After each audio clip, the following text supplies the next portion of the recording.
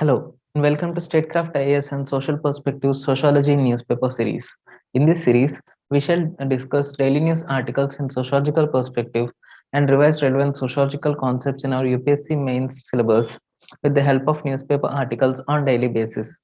In today's video, in the open editorial of Hindu newspaper, we have an article written saying growth matters but income levels matter more. India needs a sharp revival of demand for which high per capita incomes are necessary. Now, this article goes on discussing relevant economics concepts and says why demand is more important and goes on suggesting various ways for revival of demand in the near quarter. In sociological perspective, this article can be linked to our Karl Marx economic determinism. Karl Marx says under his economic determinism concept, there are two structures, namely economic base structure, upon which it lies socio-political superstructure. Now, in economic base structure, there are certain areas or sectors which are directly involved in the process of production. That all those sectors constitute economic base structure. And the socio-political superstructure, there lies sectors wherein there is no direct link between those sectors and the process of production. All those constitute socio-political superstructure. Now, Karl Marx says this economic base structure is what determines or influences socio-political superstructure. Based on this economic base structure only, all the society or political relations are framed. He says Karl Marx. Now, here also, going into the contents of the article, we shall realize that economy is what shapes the livelihoods. Economy is what or the state of economy in the country, like demand, expenditure, consumption, etc. All this is what determines our family behavior. It is what determines our socio-political behavior, because based on economy only our values determined in capitalist world. Karl Marx tries to say in the concept of alienation that one gets alienated to his species being. That means what? His value is determined by his value in labor market but not his personal character. That means the social structure, that means his behavior in the society, his interactions with one another are all shaped on his economic value. That means economic base structure is determining socio-political social structure here. Also, political decisions like fiscal policy, monetary policy, all these are based on the economic conditions in the country only.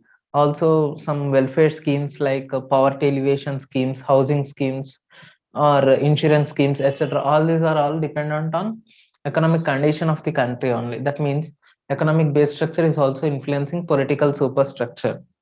In that way, Karl Marx economic determinism is highly relevant in this particular aspect. Now, in our exam also, we may get a question on the impact of COVID on economy in the country, socio-political relations in the country. In that sense, if we try to bring in the economic determinism concept, that means if we try to link COVID has resulted in drastic economic backlogs in the country, and it has resulted in our economy to go into a recession, and that in that way this economic recession has resulted in changes in socio-political superstructures. Like that, if we try to link that concept in that way and try to include this economic determinism in our answers, we may get some half or one more marks, one extra marks. However, we have criticisms for Karl Marx economic determinism, like Jayaprakash Narayan saying it is not always economy, or it is not all about economy in the country or in the society. There are certain things like philanthropy, love, affection, compassion, etc. Now, social relations are driven by these factors also, not economy alone. Where Karl Popper says Karl Marx is an economic reductionist because Karl Marx fails to see the picture in broader perspective, and he narrows down everything to economy. That's why he reduces the importance of socio-political relations to economic relations, and that's why Karl Popper terms Karl Marx as economic reductionist. Moving on to the next article, in the data point, we have something related to our sociology syllabus, saying teachers face the digital hurdle. Now, in our exam also, we may get a question on impact of COVID on education and education sector in general, or impact of COVID on certain sectors or sorry Sorry for the interruption. Yeah, in the exam, we may get a question on impact of COVID on education sector in general, or we may get a questions like impact of COVID on teacher-student interactions, or something very particular like impact of COVID on social change, or how COVID has brought social change in our country. In that sense, we can write while social change is asked, we can include a point called a point naming education, because in our education and social change chapter we have studied that education is the main driver of social change. It accelerates social change, it welcomes social change, etc. So in that sense, bringing in education aspect is very important in such answers, and while writing those answers, this article becomes highly helpful. This article says the COVID-19 pandemic forced schools to stop physical classes and shift to online teaching. This move has highlighted two concerns: how well teachers are trained to take classes online, and the pupil teacher ratio, which determines the quality of education.